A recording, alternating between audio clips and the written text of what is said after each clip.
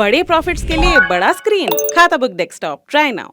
आज के जमाने में जब Amazon, फ्लिपकार्ट, ब्लिंकिट जैसी बड़ी बड़ी कंपनीज घर बैठे ग्राहकों को सामान पहुंचाती है, तो आप जैसे किराना स्टोर्स वालों का क्या होगा?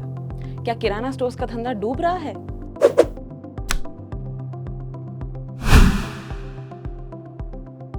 जी नहीं, बल्कि 2021 में भारत के रिटेल मार्केट की कीमत $883 बिलियन थी, जिसमें से ग्रोसरी रिटेल का हिस्सा $608 बिलियन था और अगले साल यही मार्केट $1.3 ट्रिलियन के होने की संभावना है, जिसमें से 90% हिस्सा किराना स्टोर्स का होगा।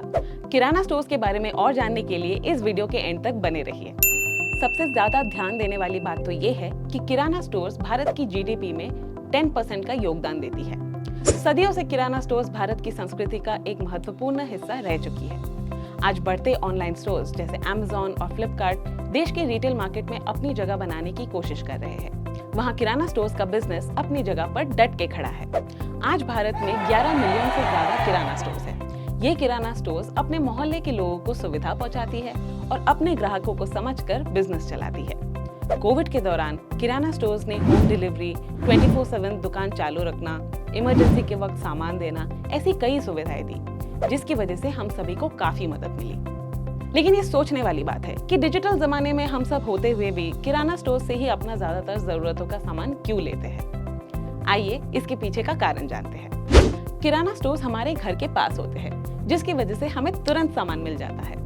किराना स्टोर्स वाले अपने कस्टमर्स के बारे में जानकर, उनके परिवार और पसंद समझकर उनसे अच्छे संबंध बना के रखते हैं, जिससे ग्राहकों को सही सामान पहुंचाने में आसानी होती है। इससे ग्राहकों के मन में किराना स्टोर्स के लिए विश्वास और निष्ठा बनती है। किराना स्टोर्स वाले उधारी की सुविधा भी देते हैं। ग्राहक उधार पर सामान लेकर हर महीने अपना हिसाब चुकाते हैं, जिससे किराना स्टोर ग्राहकों से लंबे समय तक संबंध बनाकर रखते हैं। पर क्विक कॉमर्स और बड़ी कंपनीज जैसे कॉम्पिटिटर्स से किराना स्टोर्स को क्या खतरा है? क्विक कॉमर्स जैसे बिजनेसेस यानी ब्लिंकिट, ज़ेप्टो टेक्नोलॉजी का इस्तेमाल करके जल्द से जल्द सामान हमारे घरों तक पहुंचाते हैं। ग्राहक अपना सामान ऑनलाइन खरीदते हैं, जिससे उनके बाहर जाने का समय बचता है और ऑनलाइन डिस्काउंट्स और ऑफर्स भी मिलते हैं। अडानी और अंबानी जैसे बड़ी कंपनी ओनर्स रिटेल मार्केट में घुसकर अपनी जगह बनाना चाहते हैं। इनके बड़े स्टोर्स जैसे कि रिलायंस रिटेल और फॉर्चून मार्ट में ग्राहक शॉपिंग कार्ट लेकर पूरा स्टोर देख सकते हैं और हर प्रोडक्ट को आराम से जांच कर समझ कर खरीद सकते हैं।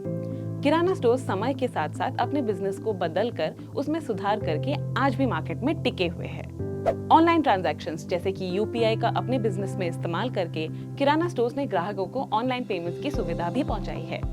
जहां ऑनलाइन स्टोर्स और बड़े दुकानों में आपको हर प्रोडक्ट के पूरे पैकेट्स लेने पड़ते हैं, वही किराना स्टोर्स आपको खुले सामान जैसे कि चावल, दाल, शक्कर वगैरह देते हैं, जिससे ग्राहक अपनी जरूरतों के अनुसार सामान ले सकते हैं।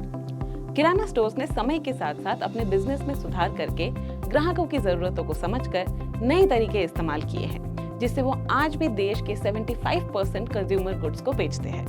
तो किराना स्टोर्स का आगे क्या होगा, इसके बारे में जानते हैं। नई टेक्नोलॉजीज जैसे कि digital payments, digital orders, UPI का अपने बिजनेस में इस्तेमाल करना, जिससे वो अपना बिजनेस और भी अच्छे से चला सके। खाता बुक जैसे ऐप का इस्तेमाल करना, जिससे उनका हिसाब किताब का काम बिल्कुल आसान हो जाए। होम डिलीवरी करना, जिससे ग्राहकों को और भी सुविधाएं मिले।